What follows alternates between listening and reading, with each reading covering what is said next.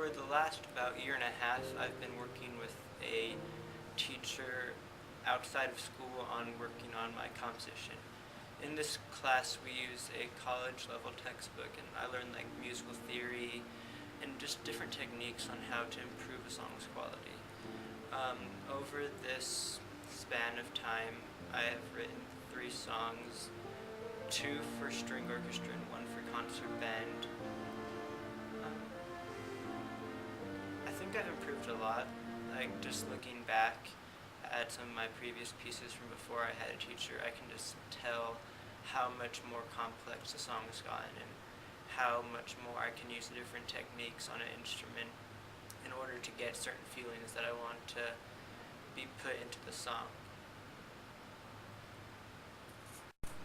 Some of the techniques that we work on were like mode scales, which is an inversion of a normal scale. You still use the same like flats and sharps, like the accidentals, except for you start on a different route. And what it can do is it can change the feeling of the song, so you get a different feeling. So that way it can sound creepy or the normal, or happier than normal, or sadder than normal. It kind of just improves the way a song, like I don't know what the word is.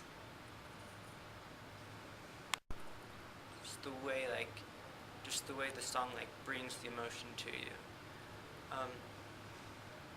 Sometimes like we've also worked on a lot of like musical history, like how the way music's evolved over the years.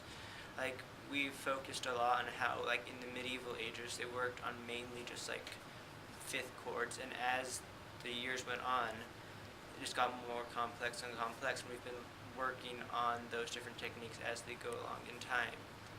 And we've noticed how a lot of times when there's a composer that's kind of like breaking from the new age, a lot of times they're criticized because what they write is not normal. Like Beethoven wrote a lot of songs that people didn't like because it just didn't sound what they were used to. But as time goes on, we realize how smart those ideas really were.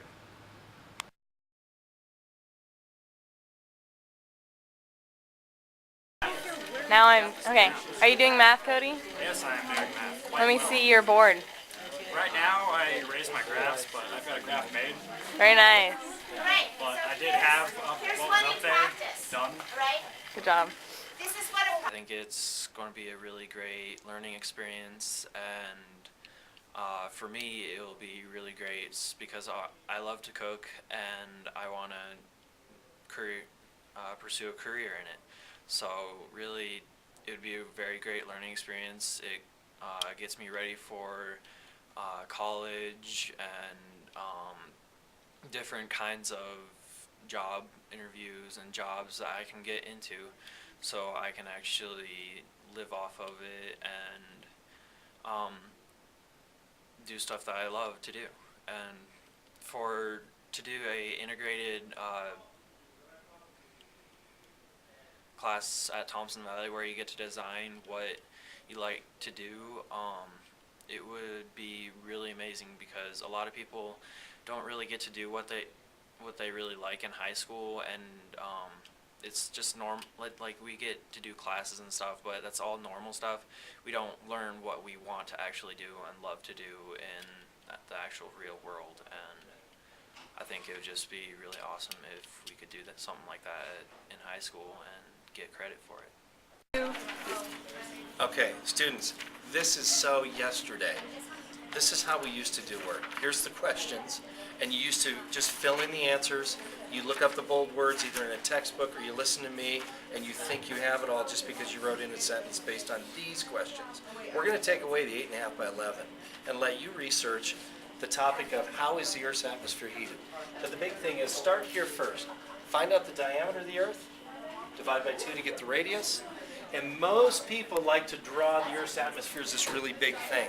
How big is it really? Find out the height of the atmosphere and draw it proportionately to the radius of the Earth. We are researching stuff about the atmosphere, and it's pretty fun because we get to use like computers. We don't have to go to the normal textbook and the usuals. So where did you go?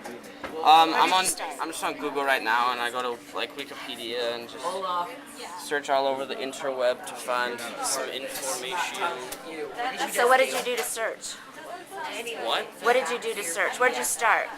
I don't know. I just kind of winged it. Just tried my best and like thought of just the first place that I thought would be just to punch in like the more general stuff first into Google, and then once you get more information, you can find out more about like more details and stuff. So start general and then get more into detail. Not to put you on the spot, but I guess I am putting you on the spot.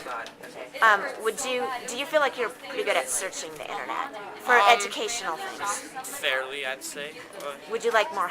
Would you like to know more about how to do it specifically so you can nail what you're looking for in 3 minutes or less? Yeah, that'd be cool.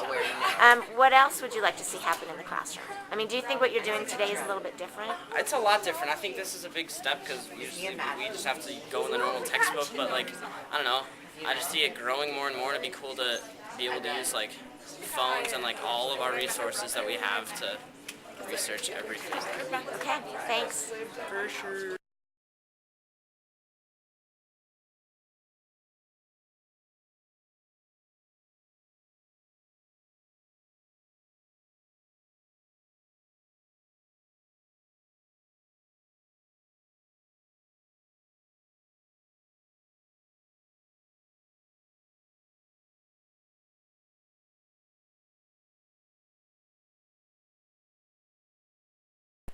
So what's going on here? I'm doing math on the drawing pad on my phone. And a friend just called. No, she texted me. She texted you. And asked for help with math. And you're doing what kind of a problem? A factoring problem. So diamonds in boxes. Yeah. And you're using your thumb to write it? Mm-hmm. And then how does she get it? I can send it to her as a picture message, or I can just tell her the answer. And what kind of a phone do you have? I have an Envy Touch. Can you move your thumb out of the way for a sec? Nice. So tell me what you did here. So this is the original problem. And how did you get it? And my friend took a picture of it and sent it to me. So you didn't even take the picture. You got it via text, picture message, okay. And then I went to the settings, or to the menu, and edit. And I went to the Write On It tool. The Write On It tool, is that an official name? Yeah. Okay, good. And then, so you can write on it like that. With your fat thumb? No. Oh, we got you a little stylus. Yay. And then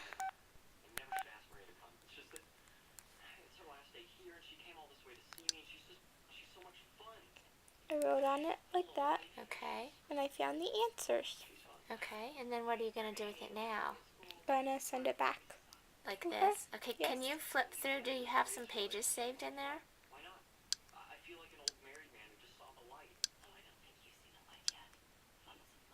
Oh my gosh, where'd you get all those? Some texts. So your friend's asking for a lot of help. What's been your strategy here?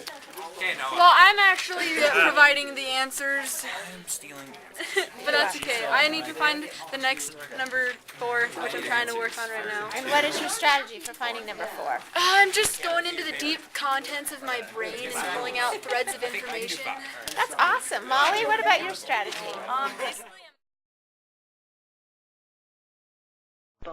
Not paying attention to their test. Oh, hold on.